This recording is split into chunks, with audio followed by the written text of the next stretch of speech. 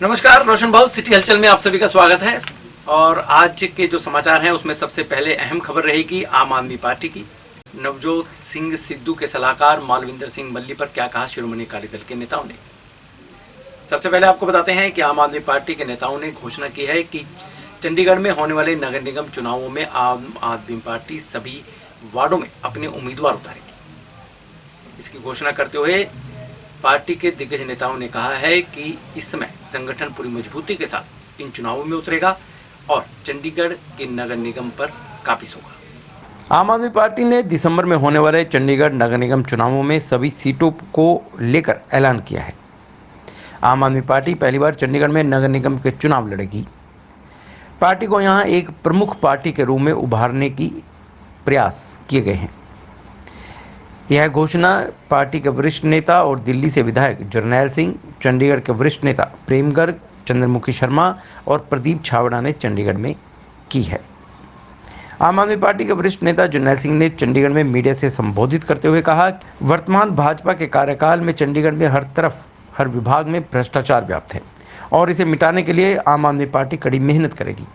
उन्होंने कहा कि आम आदमी पार्टी चंडीगढ़ में अपना संगठन स्थापित करने के लिए लंबे समय से कोशिश कर रही थी और अब संगठन लगभग पूरा हो चुका है, जिसे मैदान में उतारा जाएगा। उन्होंने कहा कि केंद्र में भाजपा सरकार और चंडीगढ़ में भाजपा से जुड़े लोकसभा सदस्यों के बावजूद केंद्र सरकार ने चंडीगढ़ की उपेक्षा की है और इस खूबसूरत शहर को गंदगी से भरा शहर बना दिया है। उन्होंने कहा कि चंडीगढ़ के लोगों की लंबे समय से चली आ रही मांगों को अनदेखा किया गया है, जिसके कारण लोग अब सरकार बदलना चाहते हैं। उन्होंने कहा कि आम आदमी पार्टी चंडीगढ़ के लोगों के लिए एकमात्र विकल्प है और इस बार वे ईमानदार लोगों को सत्ता में लाएंगे। ਤੇ ਦਸੰਬਰ ਵਿੱਚ ਹੋਣ ਵਾਲੇ ਚੰਡੀਗੜ੍ਹ ਨਗਰ ਨਿਗਮ ਦੇ ਚੋਣਾਂ ਤੋਂ ਸੰਬੰਧਿਤ ਹੈ। ਆਪਾਂ ਪਿਛਲੇ ਕੁਝ ਦਿਨਾਂ 'ਚ ਵੇਖਿਆ ਕਿ ਚੰਡੀਗੜ੍ਹ ਦੇ ਵਿੱਚ ਆਮ ਆਦਮੀ ਪਾਰਟੀ ਦੇ ਪ੍ਰਤੀ ਇੱਕ ਬਹੁਤ ਉਤਸ਼ਾਹ ਵੇਖਣ ਨੂੰ ਮਿਲ ਰਿਹਾ ਹੈ। ਬਹੁਤ ਵੱਡੇ ਲੋਕਾਂ ਨੇ ਆਮ ਆਦਮੀ ਪਾਰਟੀ ਦੇ ਪ੍ਰਤੀ ਆਪਣਾ ਵਿਸ਼ਵਾਸ ਜ਼ਾਹਰ ਕਰਦੇ ਹੋਏ ਪਾਰਟੀ ਜੁਆਇਨ ਵੀ ਕੀਤੀ। ਮੇਰੇ ਨਾਲ ਛਾਬੜਾ ਜੀ ਬੈਠੇ ਨੇ, ਚੰਦਰਮੁਖੀ ਸ਼ਰਮਾ ਜੀ ਬੈਠੇ ਨੇ ਤੇ ਬੇਹਿਸਾਬ ਜੁਆਇਨਿੰਗਸ ਹਰ ਦਿਨ ਦਿੱਲੀ ਦੀ ਅਰਵਿੰਦ ਕੇਜਰੀਵਾਲ ਸਰਕਾਰ ਦੇ ਕੰਮਾਂ ਨੂੰ ਵੇਖ ਕੇ ਚੰਡੀਗੜ੍ਹ 'ਚ ਵੀ ਹੋ ਰਹੀ ਹੈ ਤੇ ਇਹ ਸਾਰੀ ਸਪੋਰਟ ਨੂੰ ਵੇਖਦੇ ਹੋਏ, ਇਸ ਉਤਸ਼ਾਹ ਨੂੰ ਵੇਖਦੇ ਹੋਏ ਤੇ ਜੋ ਹੁੰਗਾਰਾ ਚੰਡੀਗੜ੍ਹ ਵਿੱਚ ਆਮ ਆਦਮੀ ਪਾਰਟੀ ਨੂੰ ਮਿਲ ਰਿਹਾ ਹੈ, ਪਾਰਟੀ ਨੇ ਫੈਸਲਾ ਕੀਤਾ ਹੈ ਕਿ ਜੋ ਦਸੰਬਰ ਵਿੱਚ ਚੰਡੀਗੜ੍ਹ ਦੀਆਂ ਨਗਰ ਨਿਗਮ ਚੋਣਾਂ ਹੋਣੀਆਂ ਨੇ, ਆਮ ਆਦਮੀ ਪੂਰੇ ਜੋਸ਼ ਨਾਲ, ਪੂਰੇ ਦਮਖਮ ਨਾਲ 35 ਦੇ 35 ਵਾਰਡਾਂ ਵਿੱਚ ਐਮਸੀ ਦੀ ਇਲੈਕਸ਼ਨ ਵਿੱਚ ਪਾਰਟਿਸਿਪੇਟ ਕਰਨ ਜਾ ਰਹੀ ਹੈ। ਇਹਦੇ ਨਾਲ ਮੈਂ ਵੀ ਦੱਸਣਾ ਚਾਹਾਂਗਾ ਕਿ ਅੱਜ ਪੂਰੇ ਭਾਰਤ ਵਿੱਚ ਇੱਕ ਚਰਚਾ ਛਿੜੀ ਹੋਈ ਹੈ ਕਿ ਜੇ ਦਿੱਲੀ ਸਰਕਾਰ ਉਹ ਸਾਰੇ ਕੰਮ ਕਰ ਸਕਦੀ ਹੈ ਜੋ ਅੱਜ ਤੱਕ ਰਿਵਾਇਤੀ ਪਾਰਟੀਆਂ ਨੇ ਨਹੀਂ ਕੀਤੇ, ਤੇ ਹਰ ਸਟੇਟ 'ਚ ਭਾਵੇਂ ਉਹ ਲੋਕਲ ਬੋਡੀਜ਼ ਹੈ, ਭਾਵੇਂ ਉਹ ਸੂਬਾ ਸਰਕਾਰ ਹੈ, ਚਰਚਾ ਜ਼ਰੂਰ ਹੁੰਦੀ ਹੈ। ਉਸੇ ਚੀਜ਼ ਨੂੰ ਮੁੱਖ ਰੱਖਦੇ ਹੋਏ ਅੱਜ ਦੀ ਇਹ ਘੋਸ਼ਣਾ ਕੀਤੀ ਗਈ ਹੈ ਤੇ ਦਸੰਬਰ ਵਿੱਚ ਹੋਣ ਵਾਲੀ ਐਮਸੀ ਦੀ ਜੋ ਇਲੈਕਸ਼ਨਸ ਨੇ ਚੰਡੀਗੜ੍ਹ ਦੀਆਂ, ਉਹਦੇ ਵਿੱਚ ਆਮ ਆਦਮੀ ਪਾਰਟੀ ਪਾਰਟਿਸਿਪੇਟ ਕਰੇਗੀ।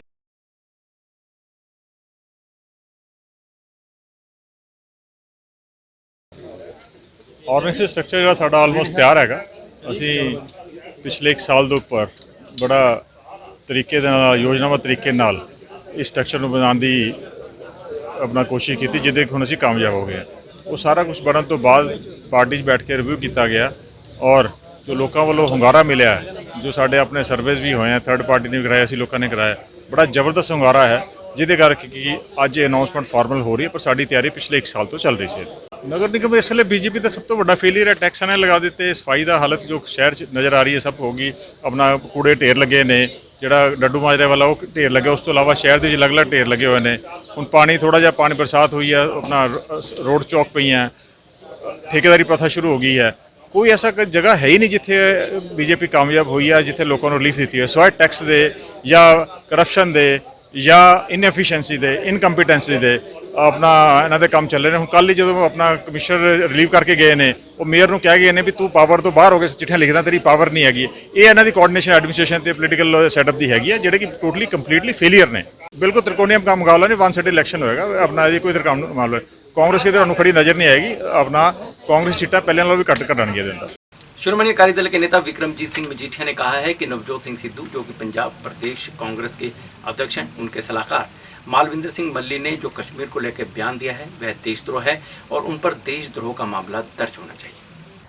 शिरोमणि अकाली दल के वरिष्ठ नेता और पंजाब के पूर्व मंत्री विक्रमजीत सिंह मजीठिया ने पंजाब कांग्रेस अध्यक्ष नवजोत सिंह सिद्धू के सलाहकार द्वारा दिए गए बयानों पर बड़ा सवाल उठाया है।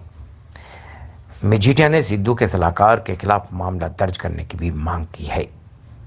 चंडीगढ़ में पत्रकारों के साथ बातचीत करते हुए मजीठिया ने कहा कि नवजोत सिंह सिद्धू के सलाहकार मालविंदर सिंह मल्ली ने जम्मू कश्मीर को एक अलग देश बताते हुए भारत विरोधी कार्रवाई की है, जिसके खिलाफ देशद्रोह का मामला दर्ज होना चाहिए। उन्होंने कहा कि नवजोत सिंह सिद्धू इस मुद्दे पर चुप्पी साधे हुए हैं, जिसके चलते मालविंदर सिंह मल्ली अंतर्राष्ट्रीय स्तर पर बयानबाजी करने में लगे हैं। मजीठिया ने कहा कि मल्ली ने तालिबान विद्रोह को भी उचित ठहराया था और कहा था कि तालिबान युद्ध के बाद एशिया में शांति का माहौल बनेगा। हालांकि यह सर्वविवादित है कि तालिबान भारत विरोधी ताकतों का समर्थन करता रहा है। तालिबान के अत्याचारों पर भारत आए लोगों ने भी नाराजगी जताई। पीपीसीसी ਦੇ ਦਫ਼ਤਰ ਚੋਂ ਨਿਕਲ ਕੇ ਆ ਰਹੀਆਂ ਨੇ ਉਹ ਟਿੱਪਣੀਆਂ ਕਾਂਗਰਸ ਪਾਰਟੀਆਂ ਦੀਆਂ ਨੇ ਤੇ ਕੀ ਇਹਨਾਂ ਨੇ ਫੈਸਲਾ ਕਰ ਲਿਆ ਕਿ ਜਿਹੜੇ ਲੋਕਾਂ ਨੇ, ਜਿਹੜੇ ਮਹਾਪੁਰਸ਼ਾਂ ਨੇ, ਜਿਹੜੇ ਮਹਾਨ ਲੋਕਾਂ ਨੇ, ਸਾਡੇ ਫੌਜੀ ਵੀਰਾਂ ਨੇ, ਸ਼ਹੀਦ ਆਜ਼ਮ ਸ਼ਹੀਦ ਭਗਤ ਸਿੰਘ ਜੀ ਨੇ, ਰਾਜਗੁਰੂ ਸੁਖਦੇਵ ਜੀ ਨੇ, ਸ਼ਹੀਦ ਊਧਮ ਸਿੰਘ ਜੀ ਨੇ, ਹਜ਼ਾਰਾਂ ਲੋਕ ਅੱਜ ਤੱਕ ਬਾਰਡਰਾਂ ਤੇ ਤੈਨਾਤ ਹੋ ਕੇ ਪਾਕਿਸਤਾਨ ਦੇ ਖਿਲਾਫ ਇਹ ਦੇਸ਼ 'ਚ ਅਮਨ ਸ਼ਾਂਤੀ ਕਾਨੂੰਨ ਬਹਾਲ ਰਵੇ ਉਹਦੀ ਲੜਾਈ ਲੜ ਰਹੇ ਆ। ਉਹਨਾਂ ਦੇ ਪਰਿਵਾਰਾਂ ਦੇ, ਉਹਨਾਂ ਦੀ ਸ਼ਹਾਦਤ ਦੇ ਵਿਰੁੱਧ ਜਾ ਕੇ ਇੱਕ ਦਿਨ ਪਹਿਲਾਂ 13 ਅਗਸਤ ਰਾਤ ਨੂੰ ਇਹ ਟਵੀਟ ਪਾਈ ਜਾਂਦੀ ਹੈ ਕਸ਼ਮੀਰ ਨੂੰ ਲੈ ਕੇ। ਔਰ ਸਾਨੂੰ ਸਭ ਨੂੰ ਪਤਾ ਹੈ ਕਿ 15 ਅਗਸਤ 14 ਪਾਕਿਸਤਾਨ ਆਪਦਾ ਆਜ਼ਾਦੀ ਦਾ ਦਿਵਸ ਮਨਾਉਂਦਾ ਤੇ 15 ਅਗਸਤ ਅਸੀਂ ਸਾਰੀ ਬੜੇ ਸਤਿਕਾਰ ਨਾਲ ਤਿਰੰਗੇ ਨੂੰ ਸਲਾਮ ਕਰਦੇ ਆ, ਉਹਨਾਂ ਸ਼ਹਾਦਤਾਂ ਨੂੰ ਸਲਾਮ ਕਰਦੇ ਆ ਤੇ ਲੋਕਤੰਤਰ ਨੂੰ ਸਲਾਮ ਕਰਦੇ ਆ ਔਰ ਉਹਨਾਂ ਮਹਾਨ ਕੁਰਬਾਨੀਆਂ ਤੇ ਸਿਜਦਾ ਕਰਦੇ ਆ ਜਿਨ੍ਹਾਂ ਕਰਕੇ ਅੱਜ ਲੋਕਤੰਤਰ ਦੀ ਬਹਾਲੀ ਸਾਡੇ ਦੇਸ਼ 'ਚ ਹੋਈ ਆ। ਉਸ ਤੋਂ ਇੱਕ ਦਿਨ ਪਹਿਲਾਂ ਪਾਕਿਸਤਾਨ ਦੇ ਹੱਕ 'ਚ ਟਵੀਟ ਹੈ। ਮੈਂ ਸਮਝਦਾ ਇਹ ਕਿਉਂਕਿ ਪਾਕਿਸਤਾਨ ਬਾਰ-ਬਾਰ ਕਹਿੰਦਾ, ਜਨਰਲ ਬਾਜਵਾ ਬਾਰ-ਬਾਰ ਕਹਿੰਦਾ ਕਿ ਕਸ਼ਮੀਰ ਤੇ ਹੱਕ ਕਿਹਦਾ? ਪਾਕਿਸਤਾਨ ਦਾ। ਔਰ ਇਹ ਟਵੀਟ ਕੀ ਕਹਿੰਦੀ ਸੀ ਉਸ ਦਿਨ? ਕਸ਼ਮੀਰੀ ਲੋਕਾਂ ਦਾ ਦੇਸ਼ ਹੈ, ਮਤਲਬ ਵੱਖਰਾ ਦੇਸ਼ ਹੀ ਕਰਤਾ।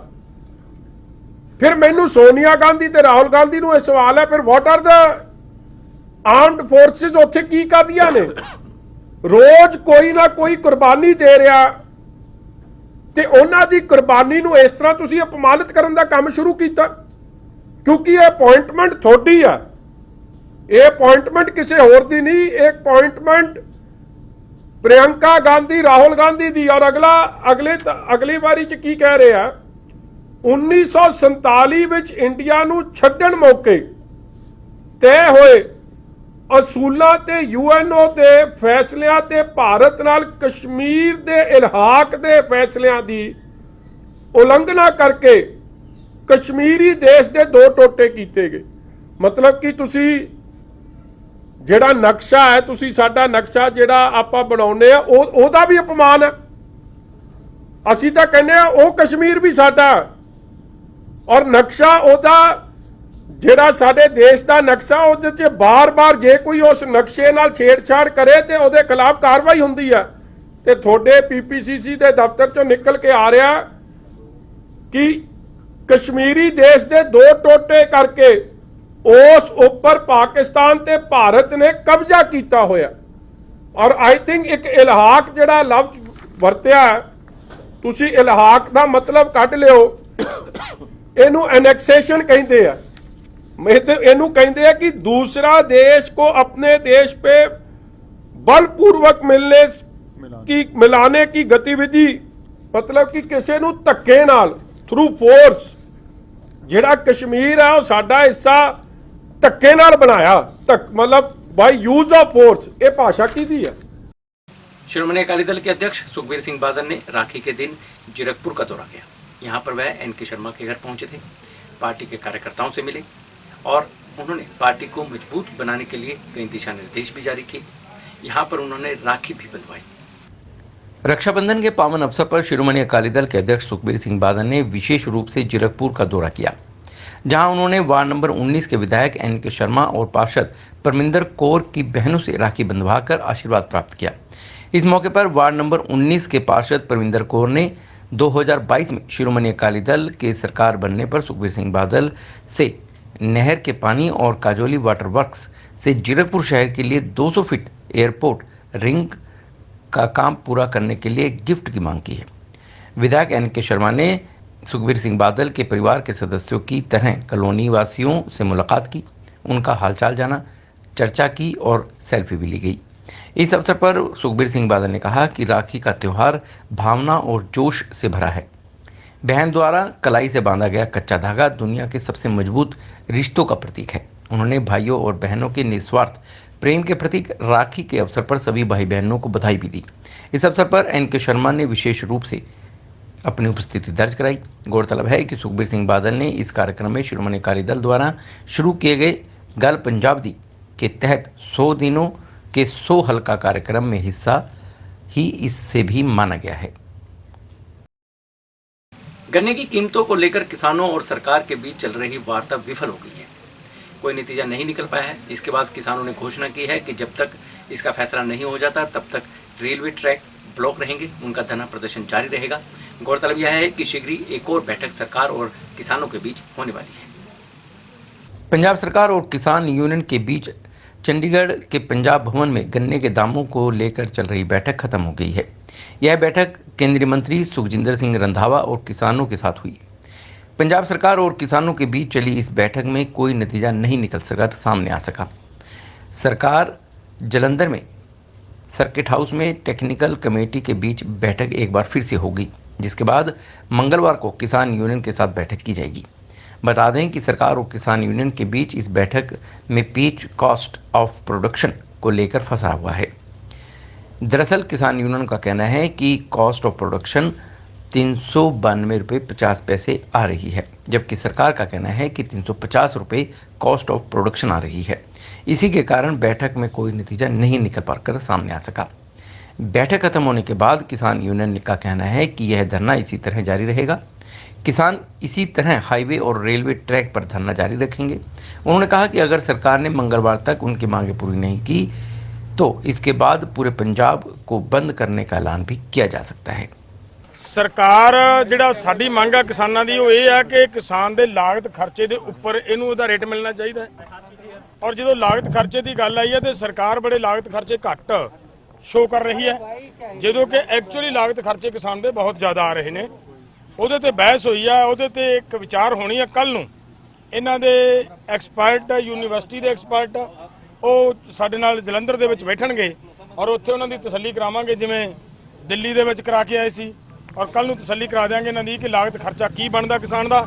ਉਸ ਤੋਂ ਬਾਅਦ ਫਿਰ ਉਹਦੇ ਉੱਤੇ ਭਾਅ ਲੈਣ ਦੀ ਗੱਲ ਜਿਹੜੀ ਉਹ ਤੋਂ ਬਾਅਦ ਹੈ। ਅੰਦੋਲਨ ਉਹਨਾਂ ਚਿਰ ਜਿਉਂਦੀ ਤਿਉਂ ਸਾਡਾ ਜਾਰੀ ਆ, ਉਹ ਜਾਰੀ ਬਕਾਇਆ ਰਾਸ਼ੀ ਨੂੰ ਲੈ ਕੇ ਕਿਸ ਤਰ੍ਹਾਂ ਦੀ ਬਕਾਇਆ ਰਾਸ਼ੀ ਦੀ ਤਾਂ ਉਹ ਮੰਨ ਗਏ। ਉਹ ਕਹਿੰਦੇ ਵੀ ਉਹ ਤਾਂ ਅਸੀਂ ਮਤਲਬ ਜਿਹੜੀਆਂ ਪ੍ਰਾਈਵੇਟ ਮਿਲਾਂ ਹੈ ਇਹਨਾਂ ਦੇ ਕੋਲੋਂ ਅਸੀਂ 15 ਦਿਨ ਦੇ ਵਿੱਚ ਬਕਾਇਆ ਰਾਸ਼ੀ ਤੁਹਾਨੂੰ ਦਵਾ ਦਿਆਂਗੇ। ਔਰ ਜਿਹੜੀਆਂ ਸਾਡੀਆਂ ਕੋਆਪਰੇਟਿਵ ਦੀਆਂ ਉਹਨਾਂ ਨੇ ਕਿਹਾ ਕਿ ਸਤੰਬਰ ਦਾ ਮਤਲਬ ਫਸਟ ਵੀਕ 1-2 ਸਤੰਬਰ ਦੇ ਵਿੱਚ ਉਹਦੀ ਆਂਦੀ ਜਿਹੜੀ ਪੇਮੈਂਟ ਉਹ ਵੀ ਦੇ ਦਾਂਗੇ। ਪ੍ਰੋਡਕਸ਼ਨ ਤੁਸੀਂ ਕਿੰਨੀ ਕਹਿ ਰਹੇ ਹੋ, ਸਰਕਾਰ ਕਿੰਨੀ? ਦੇਖੋ ਸਾਡੇ ਮੁਤਾਬਕ ਹਜੇ ਕਾਸਟ ਆਫ ਪ੍ਰੋਡਕਸ਼ਨ ਅਸੀਂ ਹਜੇ ਮਤਲਬ ਕੁਝ ਗੱਲਾਂ ਹੋਰ ਵੀ ਕਲੀਅਰ ਕਰਾਂਗੇ, ਕਿਉਂਕਿ ਅਸੀਂ ਹਜੇ ਜੱਟਾਂ ਵਾਲੇ ਹਿਸਾਬ ਲਾਏ ਸੀ। ਹੁਣ ਫਿਰ ਅਸੀਂ ਬਾਣੀਆਂ ਵਾਲੇ ਲਾਵਾਂਗੇ ਜਦੋਂ ਕੱਲ ਨੂੰ ਬੈਠਾਂਗੇ। ਜੱਟਾਂ ਵਾਲਾ ਹਿਸਾਬ ਸਾਡਾ ਇਹ ਬਣਦਾ ਸੀਗਾ ਕਿ 388 ਰੁਪਏ ਪ੍ਰਤੀ ਕੁਇੰਟਲ ਕਿਸਾਨ ਦਾ ਜੱਟਾਂ ਵਾਲੇ ਹਿਸਾਬ ਨਾਲ ਖਰਚਾ ਸੀ, ਜਿਹਦੇ ਵਿੱਚ ਉਹਨੇ ਜਿੰਨੀ ਕਾਸਟ ਖਰਚ ਕੀਤੀ ਹੈ, ਜਿੰਨਾ ਪੈਸਾ ਖਰਚ ਕੀਤਾ ਉਹਦਾ ਵਿਆਜ ਨਹੀਂ ਜੁੜਿਆ ਸੀ। ਔਰ ਉਹਦਾ ਵਿਆਜ ਪੈਣਾ ਹਜੇ ਜਿੰਨਾ ਉਹਨੇ ਫਸਲ ਦੇ ਉੱਤੇ ਪੈਸਾ ਖਰਚ ਕੀਤਾ ਉਹ ਸਾਰਾ ਜੋੜ ਕੇ। ਕਿੰਨਾ ਕਹਿ ਰਹੀ ਹੈ ਜੀ ਸਰਕਾਰ ਤਾਂ ਮਿੰਗਣਾ ਘੋਲਦੀ ਹੈ ਜੀ, ਸਰਕਾਰ ਤਾਂ ਦੇਣਾ ਕੁਝ ਨਹੀਂ। ਜੇ ਸਰਕਾਰ ਤੇ ਅੱਜ ਦੀ ਜਿਹੜੀ ਮੀਟਿੰਗ ਹੋਈ ਹੈ ਸਰ, ਅੱਜ ਦੀ ਜਿਹੜੀ ਮੀਟਿੰਗ ਹੋਈ ਹੈ 2 ਘੰਟੇ 12 ਵਜੇ ਤੋਂ ਲੈ ਕੇ ਹੁਣ 3 ਵਜੇ ਦਾ ਸਮਾਂ ਹੋ ਚੱਲਿਆ, ਤੁਹਾਨੂੰ ਕੀ ਲੱਗਦਾ ਕਿਸ ਤਰ੍ਹਾਂ ਦਾ ਨਿਸ਼ਕਰਸ਼ ਹਜੇ ਨਿਕਲਿਆ ਅੱਜ? ਦੇਖੋ ਨਿਸ਼ਕਰਸ਼ ਮੈਂ ਤੁਹਾਨੂੰ ਸਾਫ਼ ਪਹਿਲਾਂ ਹੀ ਗੱਲ ਇਹ ਦੱਸ ਦਿੱਤੀ ਕਿ ਬਿਲਕੁਲ ਮੀਟਿੰਗ ਹਜੇ ਤੱਕ ਬੇਸਿਕ ਹੈ। ਅਸੀਂ ਇਸ ਥਾਂ ਤੇ ਪਹੁੰਚੇ ਹਾਂ ਕਿ ਸਰਕਾਰ ਜਿਸ ਤਰੀਕੇ ਦੇ ਨਾਲ ਕਿਸਾਨਾਂ ਦੇ ਨਾਲ ਧੋਖਾ ਕਰ ਰਹੀ ਹੈ, ਘੱਟ ਕਾਸਟ ਆਫ ਪ੍ਰੋਡਕਸ਼ਨ ਸ਼ੋ ਕਰਕੇ ਉਹਨੂੰ ਅਸੀਂ ਅੱਜ ਜ਼ਰੂਰ ਉਹ ਸੱਪ ਜਿਹੜਾ ਕੱਢ ਕੇ ਸਰਕਾਰ ਦੇ ਸੀਐਮ ਦੇ ਸਾਹਮਣੇ ਵੀ ਰੱਖਤਾ ਕਿ ਇਹ ਦੇਖੋ ਜੀ ਇਹ ਕੀ ਬਣਦਾ ਹੈ। ਔਰ ਉਹ ਮੰਨ ਵੀ ਗਏ ਨੇ ਵੀ ਇਹ ਸਾਡੇ ਅਫਸਰਾਂ ਨੇ ਸਾਨੂੰ ਮਤਲਬ ਭੁਲੇਖੇ 'ਚ ਰੱਖਿਆ ਹੈ। 55 ਕਰੋੜ ਹੈ, 55 ਕਰੋੜ ਤੇ 145 ਤੇ ਦੂਜਾ 145 ਕਰੋੜ ਹੈ। ਟੋਟਲ ਯਾਨੀ 200 ਕਰੋੜ ਦਾ ਹਾਂ 200 ਕਰੋੜ ਟੋਟਲ ਹੈ। ਤੇ ਉਹਦੇ ਵਿੱਚ ਕੀ ਕਿਹਾ ਸਰਕਾਰ ਵੱਲੋਂ ਕੋਈ ਸੈਟੀਸਫੈਕਸ਼ਨ ਆਨਸਰ ਜਿਹੜਾ ਦਿੱਤਾ ਬਕਾਇਆ ਦੇਖੋ ਰਾਸ਼ੀ ਨੂੰ ਲੈ ਕੇ? ਸਰਕਾਰ ਨੇ ਬਕਾਇਆ ਰਾਸ਼ੀ ਦੇ ਉੱਤੇ ਮੈਂ ਪਹਿਲਾਂ ਵੀ ਗੱਲ ਸਪਸ਼ਟ ਕਰ ਚੁੱਕਿਆ ਹਾਂ ਕਿ ਜਿਹੜੀਆਂ ਤਾਂ ਹੈਗੀਆਂ ਕੋਆਪਰੇਟਿਵ ਦੀਆਂ ਮਿੱਲਾਂ ਉਹ ਤਾਂ ਸਾਨੂੰ ਮਤਲਬ ਸਤੰਬਰ ਦੇ ਪਹਿਲੇ ਵੀਕ ਦੇ ਵਿੱਚ ਮਤਲਬ ਪੇਮੈਂਟ ਸਾਰੀ ਹੋ ਜੂ ਕਿਸਾਨਾਂ ਦੀ, ਔਰ ਜਿਹੜੀਆਂ ਹੈਗੀਆਂ ਪ੍ਰਾਈਵੇਟ ਉਹ ਵਿਦਨ 15 ਦਿਨ। ਹਾਈ ਕੋਰਟ ਦੇ ਆਰਡਰਾਂ ਨੂੰ ਅਜੇ ਤੱਕ ਲਾਗੂ ਨਹੀਂ ਕਰਾ ਸਕੀ। ਆ 26/9/17 ਦੇ ਆਰਡਰ ਹੋਏ ਨੇ। ਤੁਹਾਨੂੰ ਪਤਾ ਹੈ ਕਿ ਮੇਰੇ ਵੱਲੋਂ ਜਿਹੜਾ ਗੰਨੇ ਦਾ ਬਕਾਇਆ ਇਹ ਨਹੀਂ ਦਿੰਦੇ ਉਹਨੂੰ ਹਾਈ ਕੋਰਟ 'ਚ ਲੈ ਕੇ ਜਾਈਦਾ, ਔਰ ਮੇਰੇ ਵੱਲੋਂ ਆ ਜਿਹੜੇ ਕੇਸ ਪਾਏ ਸੀ 14 15 15 16 ਤੇ 16 17 26/9/17 ਦੇ ਆਰਡਰ ਨੇ, ਜਿਹਦੇ ਵਿੱਚ ਹਾਈ ਕੋਰਟ ਨੇ ਆਰਡਰ ਕੀਤੇ ਸੀ ਕਿ ਦੱਸੋ ਜਿਹੜੀਆਂ ਮਿੱਲਾਂ ਨੇ 14 ਦਿਨ ਤੋਂ ਲੇਟ ਪੇਮੈਂਟ ਕੀਤੀ ਹੈ ਉਹਨਾਂ ਵੱਲ ਵਿਆਜ ਕਿੰਨਾ ਬਣਦਾ ਹੈ। 26/9/17 ਦੇ ਆਰਡਰਾਂ ਦੇ ਮੁਤਾਬਕ ਜਿਹੜੀਆਂ ਸਹਿਕਾਰੀ ਮਿੱਲਾਂ ਨੇ ਉਹਨਾਂ ਵੱਲ 3 ਸੀਜ਼ਨਾਂ ਦਾ 45 ਕਰੋੜ ਰੁਪਇਆ ਵਿਆਜ ਹੈ, ਪਰ ਪ੍ਰਾਈਵੇਟ ਮਿੱਲਾਂ ਜਿਹੜੀਆਂ ਹਾਈ ਕੋਰਟ ਨੂੰ ਟਿੱਚ ਜਾਣਦੀਆਂ ਨਾ, ਜਿਹੜੀਆਂ ਹਾਈ ਕੋਰਟ ਵੱਲੋਂ ਆਰਡਰਾਂ ਦੇ ਮੁਤਾਬਕ ਜਦੋਂ ਉਹਨਾਂ ਨੇ ਚਿੱਠੀਆਂ ਕੱਢੀਆਂ, ਸਰਕਾਰ ਨੇ ਆਹ ਚਿੱਠੀਆਂ ਕੱਢੀਆਂ ਪ੍ਰਾਈਵੇਟ ਮਿੱਲਾਂ ਨੂੰ, ਇੱਕ ਮਿੱਲ ਨੂੰ ਚਿੱਠੀ ਕੱਢੀ ਆ ਕਿ ਹਾਈ ਕੋਰਟ 'ਚੋਂ ਇਹ ਆਰਡਰ ਹੋਏ ਨੇ ਤੇ ਇਹਨਾਂ ਆਰਡਰਾਂ ਦੇ ਮੁਤਾਬਕ ਤੁਸੀਂ ਇਹ ਦੱਸੋ ਕਿ ਤੁਹਾਡੇ ਵੱਲ ਜਿਹੜੀ ਤੁਸੀਂ ਲੇਟ ਪੇਮੈਂਟ ਕੀਤੀ ਹੈ ਉੱਤੇ ਵਿਆਜ ਕਿੰਨਾ ਬਣਦਾ। ਪਰ ਅੱਜ ਤੱਕ ਪ੍ਰਾਈਵੇਟ ਮਿੱਲਾਂ ਨੇ ਕੋਈ ਵੀ ਜਵਾਬ ਜਿਹੜਾ ਉਹ ਨਹੀਂ ਦਿੱਤਾ। ਸੋ ਇੱਕ ਪਾਸੇ ਕੇਂਦਰ ਸਰਕਾਰ ਕਹਿੰਦੀ ਆ ਕਿ ਇਹ ਜਿਹੜੇ ਤੁਹਾਨੂੰ ਮਤਲਬ ਕਿ ਅਨਾਜ ਖਰੀਦਣਗੇ ਜਿਹੜੀਆਂ ਪ੍ਰਾਈਵੇਟ ਮੰਡੀਆਂ ਕਰਨ ਜਾ ਰਹੇ ਨੇ, ਤੇ ਜੇ ਸਾਨੂੰ ਕਿਸਾਨਾਂ ਨੂੰ ਪੈਸਾ ਨਹੀਂ ਮਿਲਦਾ ਤੇ ਉਹਦਾ ਫੈਸਲਾ ਐਸਡੀਐਮ ਤੇ ਡੀਸੀ ਕਰਨਗੇ। ਹਾਈ ਕੋਰਟ ਨੂੰ ਤੇ ਮੰਨਦੇ ਨਹੀਂ ਤੇ ਐਸਡੀਐਮ ਤੇ ਡੀਸੀ ਕੀ ਚੀਜ਼ ਨੇ? ਉਹਨਾਂ ਦੇ ਕੀਤੇ ਫੈਸਲੇ ਜਿਹੜੇ ਨੇ ਉਹ ਪ੍ਰਾਈਵੇਟ ਕੰਪਨੀਆਂ ਜਿਹੜੀਆਂ ਕਿਵੇਂ ਮੰਨਣਗੀਆਂ। ਸੋ ਪ੍ਰਾਈਵੇਟ ਮਿੱਲਾਂ ਹਾਈ ਕੋਰਟਾਂ ਨੂੰ ਟਿੱਚ ਜਾਂਦੀਆਂ, ਪਰ ਦੁੱਖ ਇਸ ਗੱਲ ਦਾ ਕਿ ਹਾਈ ਕੋਰਟ ਨੇ ਅਜੇ ਤੱਕ ਪ੍ਰਾਈਵੇਟ ਮਿੱਲਾਂ ਤੇ ਕੋਈ ਵੀ ਐਕਸ਼ਨ ਜਿਹੜਾ ਇਸ ਤੋਂ ਵੱਧ ਕੁਛ ਨਹੀਂ ਲਿਆ। ਆ ਚਿੱਠੀਆਂ ਸਰਕਾਰ ਜਿਹੜੀ ਆ ਉਹ ਕੱਢੀ ਜਾਂਦੀ ਆ ਤੇ ਜਿਹੜੇ ਪ੍ਰਾਈਵੇਟ ਮਿੱਲਾਂ ਵਾਲੇ ਨੇ ਉਹ ਚਿੱਠੀਆਂ ਨੂੰ ਰੱਦੀ ਦੀ ਟੋਕਰੀ ਵਿੱਚ ਸੁੱਟੀ ਜਾਂਦੇ। ਕਾਸਟ ਆਫ ਪ੍ਰੋਡਕਸ਼ਨ ਐਕਸਪਰਟਸ ਨੇ ਕੁਝ ਗਲਤ ਕੱਢੀ ਹੋਈ ਹੈ। ਅਸੀਂ ਇਹਨਾਂ ਨੂੰ ਕਿਹਾ ਵੀ ਇਹ ਜਿਹੜਾ ਤੁਹਾਡਾ ਤਰੀਕਾ ਹੈ, ਔਰ ਮੰਨਿਆ ਉਹਨਾਂ ਨੇ ਕੁਝ ਗਲਤੀਆਂ ਰਹੀਆਂ। कल उन्होंने तो बैठ के राज्यपाल साहब हिंदी में बता दो ये मीटिंग का क्या रहा आज? मीटिंग हुई, सभी मुद्दों पे बातचीत हुई, लेकिन कल को एक्सपर्ट के साथ मीटिंग होगी जलंधर में कॉस्ट ऑफ कल्टीवेशन जो शुगर केन की है उस पर, और उसके बाद फिर कह रहे हैं कि चीफ मिनिस्टर फैसला करेंगे। उस वक्त तक मोर्चा जारी रहेगा। नहीं कंक्लूजन निकलेगा जो दो मीटिंगों के दौर के बाद? अभी कुछ नहीं कह सकते। लगता है कल दी मीटिंग ਦੇ ਵਿੱਚ ਕੋਈ ਸੱਟਾ ਨਿਕਲੇਗਾ? नहीं, कल तो सिर्फ कॉस्ट कैलकुलेशंस ਦੀ ਬਹਿਸ ਹੈ। ਰਾਜਨ ਸਾਹਿਬ ਭੁਗਤਾਨ ਨੂੰ ਲੈ ਕੇ ਇੱਕ ਜ਼ਰੂਰ ਕਲੀਅਰ ਕਰ ਦਿਓ ਕਿ ਭੁਗਤਾਨ ਨੂੰ ਲੈ ਕੇ ਕੀ ਕਹਿ ਰਹੀ ਹੈ? ਸਾਰਾ ਕੁਝ ਹੋਇਆ ਪਰਸੋਂ ਤੋਂ ਬਾਅਦ। ਲੱਗਦਾ ਨਹੀਂ ਕਿ ਕੈਲਕੂਲੇਸ਼ਨਸ ਦੇ ਲਈ ਪਹਿਲੇ ਕਿਸਾਨਾਂ ਨਾਲ ਗੱਲ ਕਰਨੀ ਚਾਹੀਦੀ ਸੀ ਰਾਜੇਵਾਲ ਸਾਹਿਬ। ਇਹ ਉਹ ਮੰਨੇ ਸਾਥੇ ਗਲਤੀ ਹੋਈ ਹੈ ਜੀ। ਜਿਹੜੀ ਪਿਛਲੀ ਮੀਟਿੰਗ ਉਹਨਾਂ ਨੇ ਆਪਣੇ ਆਪ ਐਲਾਨੇ ਹੈ, ਉਹ ਇਹ ਮੰਨੇ ਨੇ ਵੀ ਗਲਤੀ ਹੋਈ ਹੈ। ਉਹ ਸਾਨੂੰ ਸਾਡੇ ਅਫਸਰਾਂ ਨੇ ਪ੍ਰੋਪਰ ਫੀਡਬੈਕ ਨਹੀਂ ਦਿੱਤਾ। ਅੱਜ ਸਾਰੀਆਂ ਜਿਹੜੀਆਂ ਇਹਨਾਂ ਦੇ ਰਾਜੇਵਾਲ ਸਾਹਿਬ ਤੇ ਬਾਕੀ 12 ਮੈਂਬਰ ਜਿਹੜੇ ਸੀ ਉਹਨਾਂ ਦੇ ਮੀਟਿੰਗ 'ਚ ਆਏ ਨੇ, ਔਰ ਉਹਨਾਂ ਦੇ ਨਾਲ ਬੜੀ ਖੁੱਲ੍ਹ ਕੇ ਜਿਹੜੀ ਪੰਜਾਬ ਦੇ ਕੇਨ ਗਰੋਵਰਸ ਬਾਰੇ ਜਾਂ ਕੇਨ ਪ੍ਰਾਈਸ ਬਾਰੇ ਮੀਟਿੰਗ ਕੀਤੀ ਗਈ ਹੈ। ਵੱਖ-ਵੱਖ ਪਹਿਲੂਆਂ ਤੇ ਕੀਤੀ, ਪੇਮੈਂਟ ਤੇ ਕੀਤੀ। ਪੇਮੈਂਟ ਤੋਂ ਬਾਅਦ ਪੋਰਟਲ ਜਿਹੜਾ ਉਹਨਾਂ ਨੇ ਕਿਹਾ ਕਿ ਜਿਹੜੀ ਉਹ ਜੁੜਾਉਣੀ ਐਗਰੀਕਲਚਰ ਗਵਰਨਮੈਂਟ ਆਫ ਇੰਡੀਆ ਨੇ ਕੀਤੀ ਆ, ਉਹਦੇ ਬਾਰੇ ਗੱਲ ਹੋਈ ਆ। ਤੇ ਨਾਲ ਹੀ ਜਿਹੜੀ ਐਗਰੀਕਲਚਰ ਡਿਪਾਰਟਮੈਂਟ ਦੀ ਔਰ ਐਗਰੀਕਲਚਰ ਯੂਨੀਵਰਸਿਟੀ ਦੀ, ਨਾਲ ਹੀ ਕਿਸਾਨ ਯੂਨੀਅਨਸ ਦੀ ਜਿਹੜੀ ਉਹਨਾਂ ਨੇ ਪ੍ਰਾਈਸ ਕੰਪੈਰੀਜ਼ਨ ਕਰਨਾ, ਉਹਦੇ ਬਾਰੇ ਕਿਹਾ ਕਿ ਪਹਿਲਾਂ ਕੀਤਾ ਨਹੀਂ ਗਿਆ, ਤੇ ਉਹਨਾਂ ਨੂੰ ਕਿਹਾ ਕਿ ਹਰ ਰੋਜ਼ ਇਹ ਚੀਜ਼ਾਂ ਤੇ ਪੈਣ ਦੀ ਬਜਾਏ ਇੱਕ ਵਾਰੀ ਇੱਕ ਮੀਟਿੰਗ ਹੋਰ ਕਰ ਲਈ ਜਾਏ। ਕੱਲ 3:30 ਵਜੇ ਸਾਡੇ ਆਫੀਸਰ ਔਰ ਕਿਸਾਨ ਯੂਨੀਅਨ ਦੇ ਜਿਹੜੇ ਨੁਮਾਇੰਦੇ ਨੇ ਉਹ ਬੈਠ ਕੇ ਐਗਰੀਕਲਚਰ ਯੂਨੀਵਰਸਿਟੀ ਔਰ ਪੰਜਾਬ ਐਗਰੀਕਲਚਰ ਡਿਪਾਰਟਮੈਂਟ ਦੇ ਜਿਹੜੇ ਆਫੀਸਰਸ ਨੇ ਉਹਨਾਂ ਦੇ ਨਾਲ ਬੈਠ ਕੇ ਪੂਰੀ ਕੈਲਕੂਲੇਸ਼ਨ ਕਰਕੇ ਉਹਦੇ ਬਾਅਦ ਪਰਸੋਂ ਫਿਰ ਦੁਬਾਰਾ ਮੀਟਿੰਗ ਕੀਤੀ ਜਾਏਗੀ। ਉਹਨਾਂ ਨੂੰ ਕਹਿ ਦਿੱਤਾ ਕਿ 15 ਦਿਨ ਦੇ ਵਿੱਚ ਪ੍ਰਾਈਵੇਟ ਵੀ ਤੇ ਜਿਹੜੇ ਕੋਆਪਰੇਟਿਵ ਮਿੱਲਾਂ ਨੇ ਇਹ ਵੀ 15 ਦਿਨ ਦੇ ਵਿੱਚ ਅਸੀਂ ਉਹਨਾਂ ਦੀ ਜਿਹੜੀ ਪੂਰੀ ਪੇਮੈਂਟ ਜਿਹੜੀ ਕਰ ਦਿਆਂਗੇ। ਇੱਕ ਉਹਨਾਂ ਦੀ ਡਿਮਾਂਡ ਸੀਗੀ ਕਿ ਜਿਹੜੀ ਫਗਵਾੜਾ ਸ਼ੂਗਰ ਮਿਲ ਆ ਉਹਦੇ ਵੱਲ 43 ਕਰੋੜ ਆ ਔਰ ਉਹਨੂੰ ਕਿਸ ਤਰ੍ਹਾਂ ਕਰਨਾ, ਉਹਦੇ ਬਾਰੇ ਵੀ ਐਡਮਿਨਿਸਟ੍ਰੇਸ਼ਨ ਨੂੰ ਕਹਿ ਦਿੱਤਾ ਕਿ ਉਹਦੇ ਤੇ ਐਕਸ਼ਨ ਕਰੋ ਔਰ ਜਿਹੜੀ ਲੋਕਾਂ ਦੀ ਪੇਮੈਂਟ ਆ ਉਹਨੂੰ ਕਿਵੇਂ ਮੋੜਨਾ, ਔਰ ਨਾਲ ਦੀ ਨਾਲ ਹੀ ਨੈਕਸਟ ਈਅਰ ਜਿਹੜੀ ਉਹਨਾਂ ਨੇ ਕਿਹਾ ਕਿ ਇਹਨੂੰ ਬੰਦ ਨਹੀਂ ਹੋਣੀ ਚਾਹੀਦੀ, ਉਹਦੇ ਬਾਰੇ ਵੀ ਵਿਚਾਰ ਕੀਤਾ ਜਾਏਗਾ ਕਿ ਉਹਨੂੰ ਕਿਵੇਂ ਚਲਾਉਣਾ, ਪ੍ਰਾਈਵੇਟ ਬੰਦੇ ਚਲਾਉਂਦੇ ਕਿ ਜਾਂ जिस तरह वो मेरे से चलावांगे। मोहाली के 25 गांवों के किसानों की भूमि अधिग्रहण का मामला गर्माता जा रहा है। इसी को लेकर जीरकपुर से विधायक NK शर्मा मोहाली के DC गिरीश दयालन से मिले और उन्हें अपनी बातों से अवगत कराया। NK शर्मा ने कहा है कि जब तक यह मामला सुलझ नहीं जाता तब तक वह किसानों के साथ खड़े हैं और अगर संघर्ष भी करना पड़ा तो भी वह पीछे नहीं हटेंगे।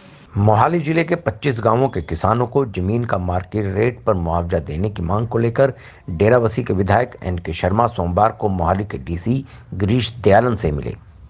शर्मा ने कहा कि मोहाली का गांव पटियाला की जमीन अधिकृत करने के लिए जो अवार्ड सुनाए गए उनमें किसानों को मुआवजा 1.5 करोड़ प्रति एकड़ दिया गया है, जबकि 1 किलोमीटर दूर के गांवों को 50 लाख और उसके आगे के गांवों को किसानों को 30 लाख रुपए प्रति एकड़ के हिसाब से मुआवजा दिया जा रहा है। बता दें कि केंद्र की ओर से अंबाला से चंडीगढ़ तक बनाए जाने वाले ग्रीन फील्ड एक्सप्रेस वे के लिए जमीन अधिग्रहण किया जाना है। किसानों की ओर से जमीन का उचित मूल्य लेने के लिए अभी से कमर कस ली गई है। इसके लिए किसानों की ओर से रोड संघर्ष कमेटी गठित की गई है। सड़क के निर्माण के लिए डेराबस्सी के करीब 25 गांवों के किसानों की जमीन का अधिग्रहण किया जाना है। इनमें से ज़्यादातर छोटे किसान हैं। गठित की गई कमेटी इस बात को पुख्ता करेगी कि किसानों को मार्केट रेट पर मुआवजा मिले। इसको लेकर किसानों ने पंजाब सरकार से भी हस्तक्षेप करने की मांग की है। NK शर्मा ने कहा है कि डेराबस्सी के गांवों की जो जमीन अधिकृत की जानी है उसके लिए प्रति एकड़ 3 करोड़ रुपए का मुआवजा दिया जाना चाहिए। शर्मा ने यह भी कहा है कि मोहाली, जीरकपुर, लालड़ू, मोहाली सबसे ज़्यादा रेवेन्यू देते हैं, इसलिए किसानों के ज़मीन के मुआवजे भी उसी तरह से तय होने चाहिए।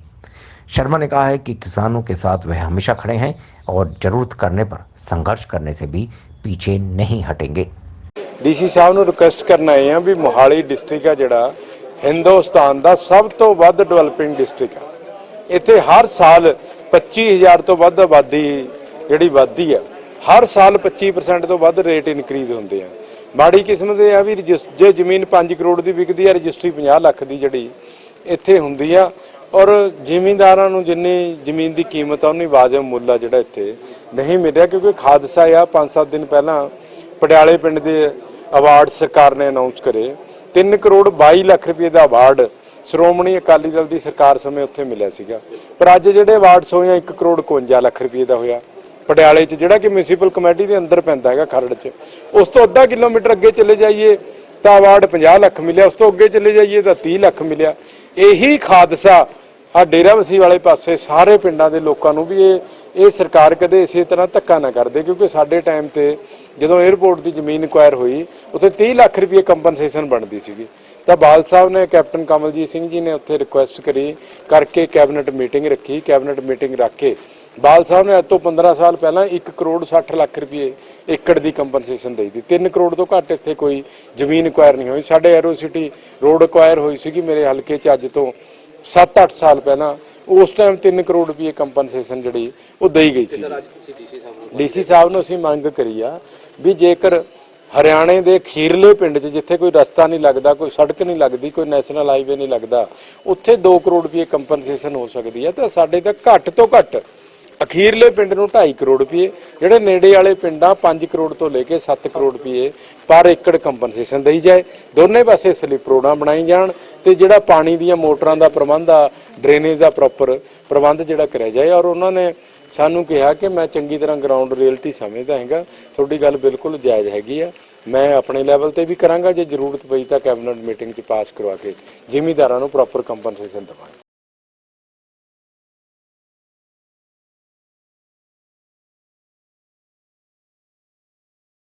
ਉਹਨਾਂ ਦੀ ਐਪਰੀਹੈਂਸ਼ਨ ਸੀ, ਹਜੇ ਅਵਾਰਡ ਨਹੀਂ ਹੋਇਆ, ਕਿ ਜਿਹੜਾ ਰੇਟ ਹੈ ਬਹੁਤ ਘੱਟ ਨਾ ਆਵੇ ਔਰ ਉੱਥੇ ਰੇਟ ਜ਼ਿਆਦਾ ਨੇ। ਸੋ ਬੇਸਿਕਲੀ ਲੀਗਲੀ ਤੌਰ ਤੇ ਚੱਲਦੇ ਹੋਏ ਉਹਨਾਂ ਨੇ ਇਹ ਦੱਸਿਆ ਕਿ ਵੀ ਰਜਿਸਟਰੀਆਂ ਘੱਟ ਰੇਟ ਤੇ ਹੈਗੀਆਂ, ਤਾਂ ਕਰਕੇ ਸਾਨੂੰ ਸ਼ੱਕ ਹੈਗਾ ਕਿ ਸਾਨੂੰ ਪ੍ਰੋਪਰ ਕੰਪਨਸੇਸ਼ਨ ਨਹੀਂ ਮਿਲੇਗਾ।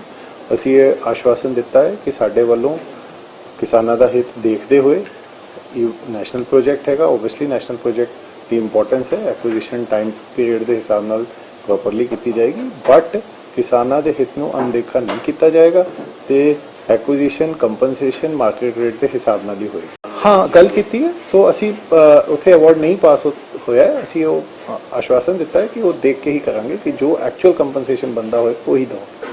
मोहाली में बेरोजगार स्टेनो यूनियन द्वारा प्रदर्शन किया गया है। प्रदर्शन के दौरान स्टेनो का कहना था कि राज्य में कई पद खाली पड़े हैं, सैकड़ों की संख्या में पद खाली पड़े हैं, लेकिन सरकार इन पदों को भर नहीं रही है, जिसको लेकर वह पिछले लंबे समय से संघर्ष कर रहे हैं, लेकिन आश्वासन के सिवा उन्हें कुछ नहीं मिला है। यदि अभी सरकार ने उनकी नहीं सुनी तो उन्हें मजबूरन प्रदर्शन तेज करना पड़ेगा, सड़कों पर उतरकर सरकार के खिलाफ नारेबाजी करनी पड़ेगी और इसकी सारी जिम्मेवारी सरकार की होगी। मोहाली में बेरोजगार स्टेनो यूनियन ने अपनी मांगों को लेकर मोहाली में प्रदर्शन किया है और फॉरेस्ट भवन के बाहर पक्का मोर्चा लगा दिया है। इसी दौरान नौकरी की मांग कर रहे बेरोजगारों की ओर से सड़क गुरुद्वारा अम साहिब में रोष रैली भी निकाली गई। स्टेनोटाइपिस्ट ने कहा है कि पिछले 4 साल से सरकार की ओर से पोस्टें नहीं निकाली गई। सरकार घर घर रोजगार देने का दावा कर रही है, लेकिन जो रोजगार मांग रहे हैं उनको रोजगार नहीं मिल रहा, जिसके चलते विरोध प्रदर्शन करना पड़ा। युवाओं ने कहा कि 300 से ज़्यादा स्टेनोटाइपिस्ट की पोस्टें खाली पड़ी हैं, जिन्हें जल्द से जल्द भरा जाए। युवाओं ने कहा कि अगर पोस्टों को ना भरा गया तो आने वाले दिनों में प्रदर्शन और तेज किया जाएगा। पिछले 5 सालों तो वेट कर रहे हैं कि साडियां पोस्टां आउणगीਆਂ। 23 जून ਨੂੰ ਅਸੀਂ ਇੱਥੇ ਧਰਨਾ ਦਿੱਤਾ ਸੀ, ਦਿਨ बुधवार ਤੇ ਅੱਜ ਵੀ बुधवार है। तो उस तो बाद साडी मीटिंग भी हुई सी, तो साडी कोई गल बेड़ी बन्ने नहीं लगी। ਅਸੀਂ ਤਾਂ ਹੀ ਦੁਬਾਰਾ ਆਏ ਹਾਂ। ਅਸੀਂ ਦੇਖ ਰਹੇ ਹਾਂ ਨਾ ਪੰਜਾਬ ਦਾ ਇੱਕ ਵਰਗ ਦੁਖੀ ਹੈ, ਇੱਕ ਵਰਗ ਸੜਕਾਂ ਤੇ ਹੈ ਤੇ ਇਹ ਮੰਤਰੀ ਸਾਹਿਬ ਆਪਣੇ ਮौज ਮਸਤੀਆਂ ਕਰ ਰਹੇ ਨੇ, ਅਸੀਂ ਸੜਕਾਂ ਤੇ ਰੋਲ ਰਹੇ ਹਾਂ। ਕਹਿ ਰਹੇ ਨਾ 23 ਆਪਣਾ 15 ਅਗਸਤ ਮਨਾ ਕੇ ਹਟੇ ਹੁਣ, ਅਸੀਂ ਕਹਿ ਰਹੇ ਨੇ ਸਾਰੇ ਆਜ਼ਾਦ ਨੇ, ਕੋਈ ਆਜ਼ਾਦ ਨਹੀਂ ਹੈ। ਜੇ ਵਿਦਿਅਕ ਆਜ਼ਾਦੀ ਮਿਲੀ ਹੁੰਦੀ ਅੱਜ ਇਹ ਬੱਚਿਆਂ ਨੂੰ ਸੜਕਾਂ ਤੇ ਨਹੀਂ ਖੜਨਾ ਪੈਂਦਾ ਸੀ। ਜੇ ਵਿਦਿਅਕ ਆਜ਼ਾਦੀ ਮਿਲੀ ਹੁੰਦੀ ਨਾ ਇਹਨਾਂ ਨੂੰ ਸੜਕਾਂ ਤੇ ਨਹੀਂ ਰੁਲਣਾ ਪੈਂਦਾ ਸੀ। ਸੁਖਵਿੰਦਰ ਸਿੰਘ ਵਰਗੇ ਨੂੰ 125 ਦਿਨ ਟਾਵਰ ਤੇ ਚੜ੍ਹ ਕੇ ਉਹਨੂੰ ਇਹ ਡਿਮਾਂਡ ਨਹੀਂ ਕਰਨੀ ਪੈਂਦੀ ਸੀ ਕਿ ਸਾਨੂੰ ਦਿਓ, ਅਸੀਂ ਪੱਕੇ ਕਰੋ, ਸਾਨੂੰ ਸਾਡੀਆਂ ਪੋਸਟਾਂ ਦਿਓ। ਸਾਡੇ ਆਪਣੇ ਸਿੱਖਿਆ ਬੋਰਡ ਤੇ ਵੀ ਬੱਚੇ ਚੜ੍ਹੇ ਸੀ, ਉਹਨਾਂ ਨੂੰ ਕੀ ਲੋੜ ਸੀ ਜੇ ਅਸੀਂ ਵਿਦਿਅਕ ਆਜ਼ਾਦੀ ਸਾਨੂੰ ਮਿਲੀ ਹੁੰਦੀ। ਸਮਾਜਿਕ ਆਜ਼ਾਦੀ ਨਹੀਂ ਹੈ, ਹਰ ਇੱਕ ਮਜ਼ਦੂਰ ਵਰਗ ਦੁਖੀ ਹੈ। ਅਸੀਂ ਜੀ 2016 ਵਿੱਚ ਪੋਸਟ ਆਈਆਂ ਸੀ ਸਟੈਨੋਟਾਈਪਿਸਟ ਦੀਆਂ, ਸਾਨੂੰ ਪੂਰੇ 5 ਸਾਲ ਹੋ ਗਏ ਤਿਆਰੀ ਕਰਦਿਆਂ ਨੂੰ ਤੇ ਅਸੀਂ ਇਹੀ ਮੰਗ ਲੈ ਕੇ ਆ ਰਹੇ ਹਾਂ ਵੀ ਸਾਡੀਆਂ ਜਿਹੜੇ ਪੋਸਟਾਂ ਸਟੈਨੋਟਾਈਪਿਸਟ ਦੀਆਂ ਉਹ ਜਲਦੀ ਤੋਂ ਜਲਦੀ ਕੱਢੀਆਂ ਜਾਣ ਤੇ ਅਸੀਂ ਪੇਪਰ ਦੇ ਕੇ ਆਪਦਾ ਜਿਹੜਾ ਰੁਜ਼ਗਾਰ ਉਹ ਪਾ ਸਕੀਏ। ਕਿਹੜੀ ਸਰਕਾਰ ਵੇਲੇ ਤੁਹਾਡੀ ਇਹ ਪੋਸਟ ਆਈਆਂ ਸੀਗੀਆਂ? ਸਾਡੀ ਅਕਾਲੀ ਸਰਕਾਰ ਵੇਲੇ ਆਈਆਂ ਸੀ 2016 ਵਿੱਚ। ਭਾਜਪਾ ਸਰਕਾਰ ਨੇ ਪੋਸਟਾਂ ਕੱਢੀਆਂ ਸੀਗੀਆਂ ਤੇ ਉਸ ਤੋਂ ਬਾਅਦ ਕੋਈ ਪੋਸਟ नहीं आई हैगी। 5 साल हो गए सानू। सेंट्रल बैंक ऑफ इंडिया के कार्यकारी निदेशक राजीव पुरी ने राज्य स्तरीय बैठक की है। इसमें उन्होंने देश के विकासात्मक मुद्दों पर बात की, कई योजनाओं के बारे में भी लोगों को अवगत कराया। सेंट्रल बैंक ऑफ इंडिया के कार्यकारी निदेशक राजीव पुरी ने यहां आयोजित एक प्रेस कॉन्फ्रेंस में आर्थिक विकास और आम जनता को कोविड के कारण वित्तीय संकट व नुकसान के बाहर आने के लिए उपलब्ध कराई जा रही सुविधाओं पर विस्तार से वर्णन किया है। प्रेस कॉन्फ्रेंस की शुरुआत ग्राहक सेवा राष्ट्र सेवा है इसके साथ की गई। राजीव पुरी ने बैंक द्वारा शुरू की गई कुछ योजनाओं पर प्रकाश डालते हुए बताया कि बैंक ने प्रगति योजना शुरू की है, जिसके तहत 1 करोड़ से 25 करोड़ रुपए तक पिछले 3 वर्षों के लिए मौजूदा फर्मों के लिए खाद्य और कृषि प्रोसेस सहित MSMI धारकों के लिए न्यूनतम ROI 7% की योजना है। बैंक के उधारधारकों को ऋण सेवाओं का त्वरित निपटान प्रदान करने के लिए शाखा द्वारा सशक्त बनाने के लिए CPAC मॉडल लॉन्च किया गया है। इसके अलावा ग्राहकों को त्वरित सेवाएं प्रदान करने के लिए बैंकों ने अपने डिजिटलाइजेशन सेवा को भी जोड़ दिया है। इस संबंध में राजीव पुरी की अध्यक्षता में शाम को ग्राहक बैठक का आयोजन भी किया गया। सेंट्रल बैंक ऑफ इंडिया हमारा पहला स्वदेशी बैंक है और कोरोना काल में मेरे साथियों ने बहुत अच्छा काम किया है। हमने कुछ साथी अपने खोए भी हैं, लेकिन हमने ये कोशिश की है कि हर एक कस्टमर को हम सर्विस है डोर स्टेप दें या डिजिटल चैनल से दें, उसकी हम कोशिश की है। और आगे भी क्योंकि कोरोना का थर्ड वेव को देखते हुए हम डिजिटलाइजेशन को आगे और बढ़ाना जा रहे हैं। और साथ ही हमने एक मिस कॉल फैसिलिटी शुरू की है ताकि कस्टमर को ब्रांच में आने की जगह वो हमें एक मिस कॉल दे, हम उसके डोर स्टेप पे जाके सर्विस दे सकें, उसका हमारी कोशिश है। सिमिलरली MSME सेक्टर के लिए जो कि आज की डेट में बैकबोन ऑफ इंडियन इकॉनमी है, उसके लिए हम स्पेशल स्कीम लेके आए हैं। 25 करोड़ तक हम 7% तक का ब्याज दर पे हम लोन देना चाहते हैं। और हम चाहते हैं भी जो इकॉनमी है दोबारा पटरी पे आए, और जो एक्सपोर्ट करने के लिए हमारा सेंट्रल गवर्नमेंट का लक्ष्य है उसको प्राप्त करें। और उसके लिए हम चाहे रिटेल सेक्टर हो, MSME हो, एग्रीकल्चर हो, उसको बढ़ावा देना चाहते हैं। और हमारा बैंक 70% एडवांसी जो है वो रैम सेक्टर को करना चाहता है। RAM means retail landing, agriculture and MSME। और MSME को मैक्सिमम लोन देके हम देश की इकॉनमी को आगे बढ़ाना चाहते हैं। कोरोना काल में भी हमारे साथियों ने पूरा योगदान दिया है और हम आगे भी देते रहेंगे। और मैं अपने सभी ग्राहकों को भी बहुत बहुत शुक्रिया करना चाहूँगा जिन्होंने हमेशा हमारा साथ दिया है और ये पिछले 110 साल से हमारे पे विश्वास किया। अध्यापकों की कला को निखारने के लिए राज्य स्तरीय कलाकृति कार्यशाला पंचकुला में आयोजित हुई। यहाँ पर राज्य भर के अध्यापकों ने हिस्सा लिया। यहाँ पर आए मुख्य अतिथि ने कहा कि जो यहाँ पर कार्यशाला आयोजित की गई है, इसमें जो भी अध्यापक सीखेंगे उसका फायदा छात्रों को होगा। अध्यापकों की कला को निखारने व उन्हें कुछ नया सिखाने के उद्देश्य से हरियाणा शिक्षा निदेशालय के निर्देश पर पंचकुला के सेक्टर 26 स्थित राजकीय आदर्श सांस्कृतिक मॉडल के वरिष्ठ माध्यमिक विद्यालय में 5 दिवसीय राज्य स्तरीय PGT फाइन आर्ट्स कार्यशाला का भव्य तौर पर समापन हुआ। कार्यशाला के समापन समारोह में पंचकुला के पिंजौर खंड के शिक्षा अधिकारी पवन कुमार गुप्ता ने मुख्य अतिथि के तौर पर पहुंचकर सभी प्रतिभागियों द्वारा बनाई गई कलाकृतियों की प्रदर्शनी की अवलोकन किया। इस अवसर पर उन्होंने प्रतिभागियों से कार्यशाला में हुए उनके अनुभवों के बारे में भी जानकारी हासिल की।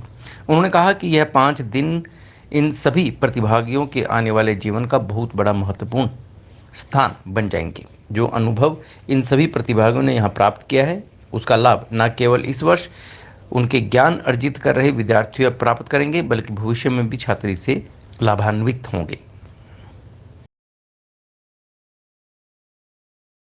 आर्ट वर्कशॉप हो रही है जिसमें हमें ग्राफिक डिजाइन, जिसमें वुड प्रिंट, पोर्ट्रेट, कोलाज और भिन्न भिन्न हमारे पेंटिंग के जो माध्यम हैं वो सिखाए जा रहे हैं। उनका रिजल्ट हम वॉल पेंटिंग के माध्यम से सभी जो अध्यापक आए हुए हैं मॉडल संस्कृति स्कूलों से वो हमें यहाँ देखने को मिलेगा। और नए माध्यम, नई चीज़ें दोबारा से रिफ्रेश हो गई हैं हमारे लिए, वो नया हो गया है जो हमने कॉलेज में या संस्थाओं में सीखा था। और यही एनर्जी के साथ हम सभी अलग अलग डिस्ट्रिक्ट के मॉडल संस्कृति में जाएंगे और वहाँ बच्चों के अंदर यही कला, यही माध्यम, इसी एनर्जी के साथ हम उनमें देख पाएंगे और करेंगे। बीजेपी कोर कमेटी की बैठक हुई है जिसमें हर मुद्दे को लेकर चर्चा हुई। पार्टी को किस तरह से जमीनी स्तर पर मजबूत बनाया जाए, किस तरह से किसानों के बीच जाकर समझाने का प्रयास किया जाए या किसानों की समस्याओं को समझा जाए, इन सभी मुद्दों को लेकर इस बैठक में चर्चा हुई। Punjab Bharatiya Janata party core committee बैठक में राज्य में पार्टी की स्थिति पर चर्चा करते हुए अनिल जोशी सहित राज्य के नेताओं ने शिरोमणि अकाली दल में शामिल होने पर चिंता व्यक्त की है। विचार किया कि किसान आंदोलन के कारण मौजूदा स्थिति में पार्टी को और अधिक नुकसान का सामना करना पड़ सकता है क्योंकि पार्टी के कई अन्य विपक्षी दलों के संपर्क में है। आगामी राज्यसभा विधानसभा चुनावों के मद्देनजर केंद्र सरकार और किसान संगठनों के बीच गतिरोध के कारण पार्टी को अपने वोट बैंक में कमी का सामना करना पड़ेगा। बैठक में निर्णय लिया गया है कि भाजपा का राज्य नेतृत्व जिला स्तर पर पार्टी नेताओं से उनकी नाराजगी जानने के लिए और किसानों को शांत करने के बारे में उनके विचार जानने के लिए संपर्क करेगा। मनोरंजन कालिया ने मीडिया के सवाल का जवाब देते हुए कहा कि भाजपा सबसे बड़ी राजनीतिक पार्टी है और कुछ फालतू नेताओं के इस्तीफे पर उसका कोई असर नहीं पड़ेगा। उन्होंने दावा किया है कि भाजपा 2022 का चुनाव सफलतापूर्वक लड़ेगी और राज्य में अगली सरकार भी बनाएगी। भारतीय जनता पार्टी भी किसानों की पार्टी है और 2 वारी 14 ਦੇ ਵਿੱਚ 19 ਦੇ ਵਿੱਚ भी पूरे भारत के किसान ਜਿਹੜੇ ਹੈਗੇ ਆ ਉਹਨਾਂ ਨੇ ਵੋਟਾਂ ਪਾਈਆਂ और 2 ਵਾਰੀ भारतीय जनता पार्टी ਨੂੰ ਅਕਸਰੀ ਚ ਲੈ ਕੇ ਆਏ। एनडीए ਦੀ ਸਰਕਾਰ ਬਣਾਈ, 2 ਵਾਰੀ श्री नरेंद्र मोदी ਨੂੰ प्रधान मंत्री बनाया। सो किसानों के हितों की पहरेदारी करना भारतीय जनता पार्टी जानती और करती है। जित तक सवाल इस मसले का है, क्योंकि वड्डे वड्डे मसले जिन्ने भी है दुनिया के विच वो गलबात के नाल ही तय होंगे हैं। सो मैनूं आस ही नहीं, पूर्ण विश्वास है कि आने वाले समय के विच भी गलबात किते ना किते सिरे चढ़ेगी, क्योंकि हाले थोड़ा जिहा रुकाव हैगा। सो ये हल होएगा मसला। ऐसा कोई फेल्योर नहीं होंदा। पार्टी का नेतृत्व कोई चेंज होने वाली गल नहीं है। बाकी भारतीय जनता पार्टी दे विच समूहिक नेतृत्व होंदा, जी कोर कमेटी है, ये समूहिक नेतृत्व जिहड़ा प्रधान होंदा, एक इंस्टीट्यूशन है, वो सारे दी राय नाल जिहड़ा हैगा पार्टी का कार्य करता है, कोई भी व्यक्ति होवे। सो चेंज जिहड़ी हैगी है कि भी बदलाव जित तक है that is unchangeable law of nature. So समय के अनुसार हर एक चेंज भी होंदी है। साडी पार्टी की डेमोक्रेसी है, किसी होर पार्टी दसो मैनूं कोई डेमोक्रेसी हैगी है। भारतीय जनता पार्टी पंजाब के यूनिट जो कोर कमेटी बैठे हैं असीं अज ये सारिया गल्लां रणनीति जिहड़ी हैगियां, क्योंकि करने वाली नहीं, चलो मैं कर देना कि रणनीति जिहड़ी है तैयार की गई है, तैयार आने वाले समय में तुहाडे सामने आएगी। तो ये थी शहर में घटित ऐसी खबरें जो हमने आपको बताने का प्रयास किया है। आपको यदि आपके शहर की खबरों को जानना है तो सब्सक्राइब करना है रोशन भाव और देखते रहिए सिटी हलचल। नमस्कार।